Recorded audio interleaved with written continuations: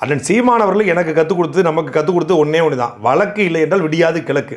சிறை பொறுக்கிகளை சிதைக்கும், போராளிகள் எப்போதும் செதுக்கும்.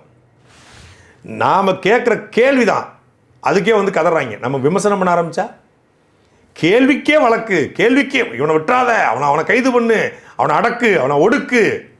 அப்போ திமுக பண்ண அதே தான் நீங்களும் பண்ணுவீங்கன்னா உங்களுக்கும் திமுகவுக்கு என்ன வித்தியாசம் புரியுதா உங்களுக்கு? நான் ஏன் வந்து பலமுறை சொன்னேன், தாவேக்காங்கிற கட்சி திமுகங்கிற கட்சி உருவாகும் போது நல்ல கட்சி, இன்றைக்கு அது வழி மாறி நிற்குது. ஆனால் தாவேக்காங்கிற கட்சி உருவாகும் போதே அது மிக தவறான கட்சி.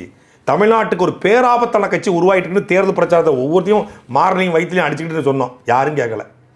ஐயோ திமுக காசு வாங்கிட்டு பேசுகிறாங்க, திமுக காசு வாங்கிட்டு பேசுகிறாங்கன்னு சொன்னாங்க.